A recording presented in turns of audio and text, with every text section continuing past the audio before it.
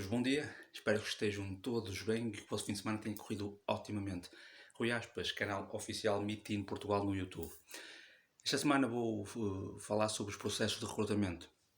Todos nós sabemos que o método de recrutamento e seleção em Portugal, em muitos casos, está obsoleto. Vive refém de um tradicionalismo um bocadinho pré-histórico. Isto porque nos últimos anos foram desenvolvidas novas ferramentas, mesmo em termos tecnológicos, que permitem às empresas e aos recrutadores fazerem uma seleção dos candidatos muito mais eficaz, muito mais eficiente e, acima de tudo, também com uma maior dose de humanidade.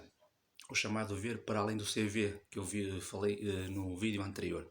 Pois muito bem, em tempos novos como estes que estamos a viver, de pandemia, de Covid-19, as empresas continuam muito concentradas e focadas naquilo que vinham a fazer em tempos considerados normais. Ora, para tempos de exceção, medidas de exceção, e também o recrutamento e seleção deve merecer uma exceção e uma atenção muito especial.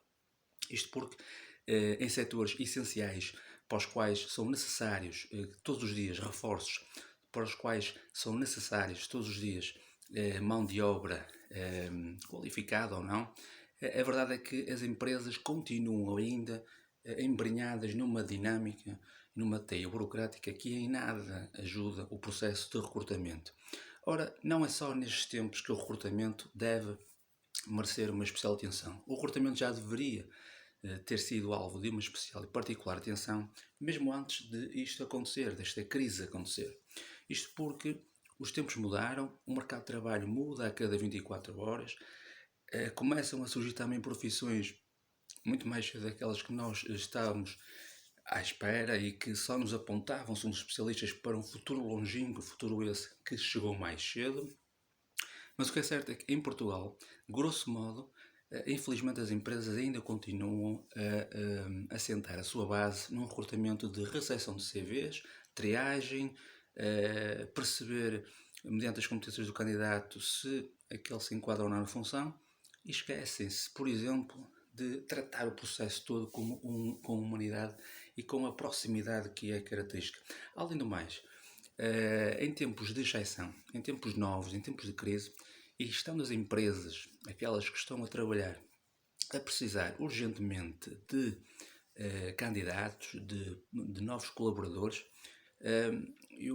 na minha opinião, as empresas deveriam eliminar grande parte das etapas que habitualmente usam durante um processo de recrutamento e seleção. Isto porque pode condicionar bastante, de facto, todo o processo de entrada de novos colaboradores que visam ajudar as empresas a manterem o seu negócio tão profissional quanto possível e também, no fundo, a evitar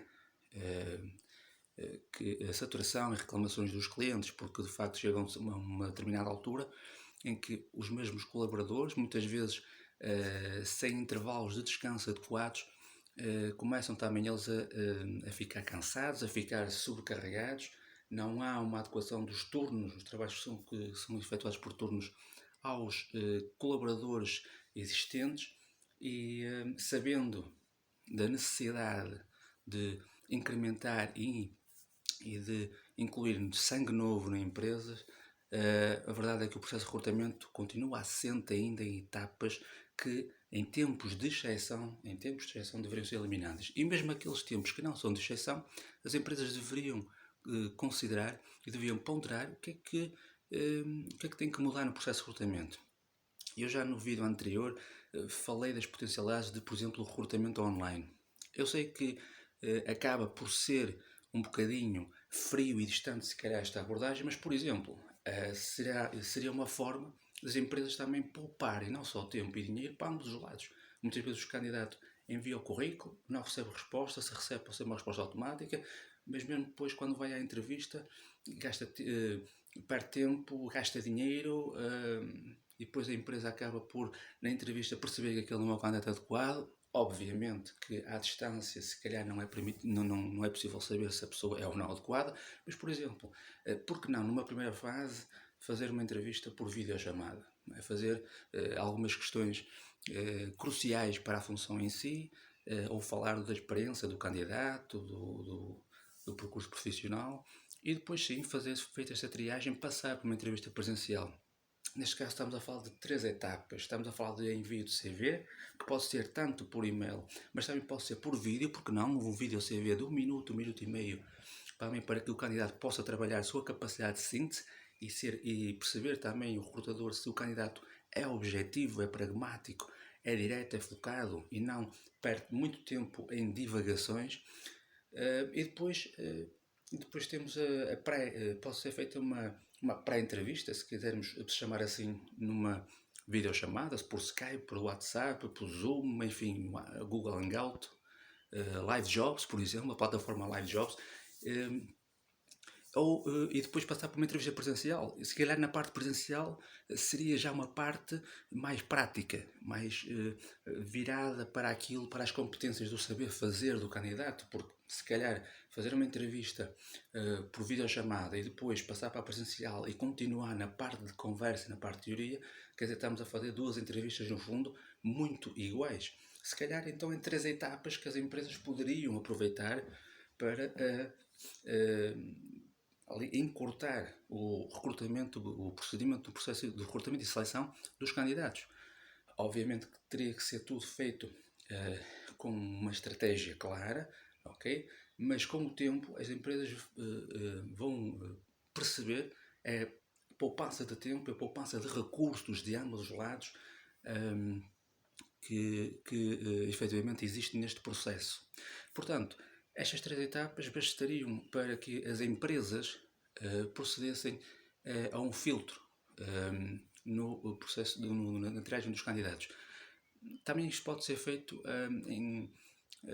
pelas próprias empresas. Eu estou a falar, por exemplo, empresas de trabalho temporário, né, que recrutam para outras empresas, mas aquelas empresas que querem recrutar diretamente também podem fazê-lo em consonância, em cooperação com as empresas de trabalho temporário, a quais subcontratam para eles arranjarem os candidatos para as empresas que estão a recrutar, que acaba no fundo também por ser um processo um bocadinho opaco, porque muitas vezes as empresas de trabalho temporário andam ali à pesca do candidato adequado, quando a própria empresa poderia fazer esse processo de recrutamento, mas enfim, para se calhar poupar tempo, mas vai gastar mais ao contratar uma empresa de trabalho temporário para fazer o trabalho por elas, e muitas vezes a filtragem dos candidatos não é aquela que nós sabemos, não é a melhor, mas enfim, não há uma forma de saber se um candidato é ou não adequado à função, a não ser vê-lo em prática, e portanto se calhar um mês de experiência em parte prática seria também fundamental. Bom, este vídeo de hoje era sobre os processos de recrutamento. Há muito mais para falar sobre os processos de recrutamento, de modo que eu vou atribuir a primeira parte deste vídeo a este tema, e depois, no próximo vídeo do Meeting Portugal aqui no YouTube, farei uma segunda parte sobre os processos de recrutamento, porque há situações que ainda precisam também de ser abordadas e que não vou abordar neste vídeo, também para não o tornar muito maçador. Estamos a falar de um tema que dá pano para mangas e, portanto, vou dividir este vídeo em 2 partes. Fica esta a primeira parte, a segunda parte continuar nos processos de recrutamento e perceber também como é que as empresas podem agilizar esses processos. Espero que tenham uma boa semana. Protejam-se, cuidem-se, fiquem em casa. Estamos perto de vencer isto, ok? Estamos perto de vencer. Se não subscreveram o canal, aproveitem e façam agora. E ativem o sino das notificações para receberem estes vídeos e outros em primeira mão. Fiquem bem.